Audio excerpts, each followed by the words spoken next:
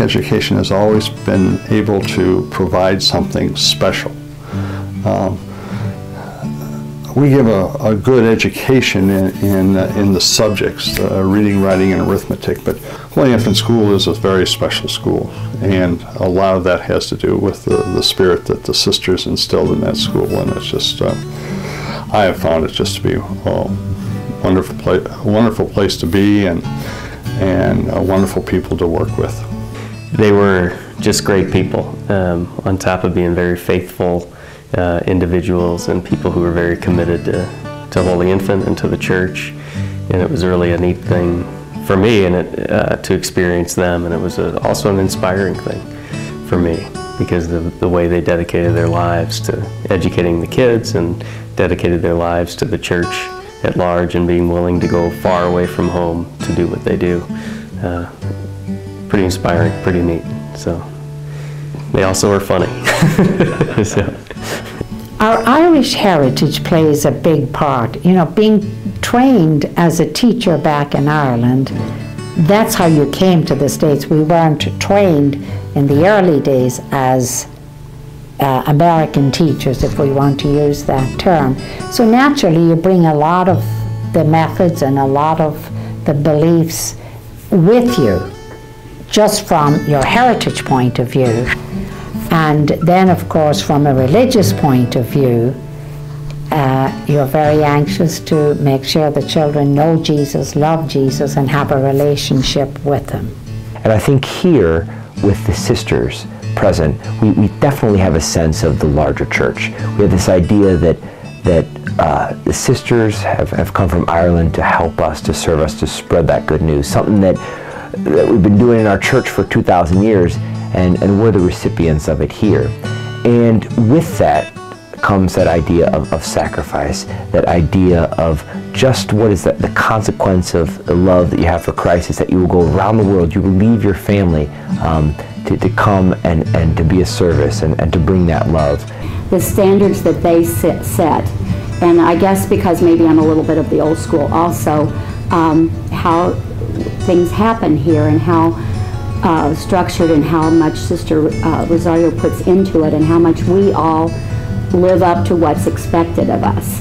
And I think that's what I always have tried to do with my students too, to expect the very best, and the more you expect, the more you're going to get from them.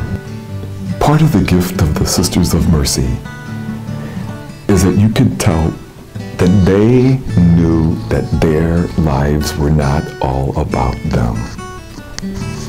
Really. I mean, they understood that their lives were for others. That witness, their presence, just that, affected those who would ever walk through the doors of Holy Infant School. And I think it goes back to my own upbringing and my own education, because we had great work ethics and study habits, and I expect the same of those students, and I do push them to the limits to get the best from them, and I expect to get the best from them. Holy Infant has been blessed with having the Sisters of Mercy here from the time that they started 50 years ago until the present time. And as you now know, we have only 2 left, who probably will not be replaced. And then our sacramental programs are very strong, first reconciliation, first communion, and confirmation. And of course our students are always very well prepared. But I would have to say that we will be missing Sister Eileen, because she was really the center of the first communion and first reconciliation programs in the primary grades. And she was a perfectionist, and that we will certainly miss. She was a very stern and firm teacher. However, the kids grew to like her, and the parents grew to like her because of her firmness. They felt that the children really learned, and they did under Sister Eileen. She just has a knack and a love for children, and it shows.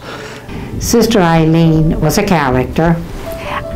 She was very, very dedicated, masterful teacher. Those children just exceeded beyond all limits under her care.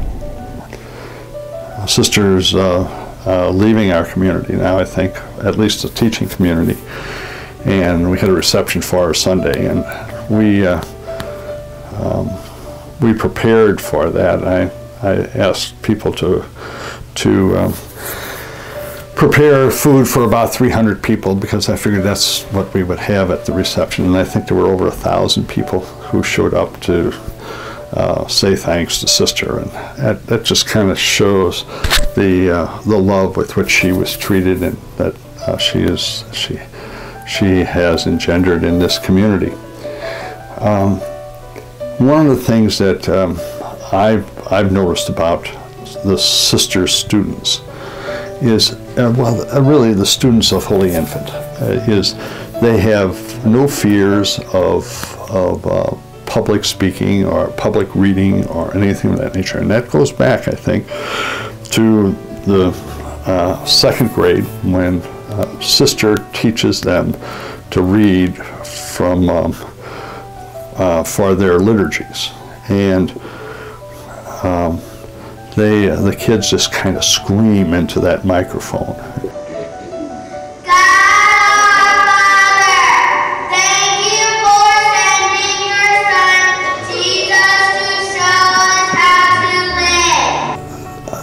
I think anybody who's had Sister Eileen will never have a problem with being heard when they do any kind of public speaking whatsoever. It goes back very early to their training, and Sister Eileen is in the middle of it. Sister Eileen, I remember going into her class and the kids would have to keep their feet centered right in front of their desk, and she always called that was Ballwin. You had to have your feet in Ballwin. You couldn't have your feet in Ohio or New York. You had to have your feet in Ballwin. That was always funny. And the little ones with Sister Eileen too. They just love her dearly. They would sense how much she loved them.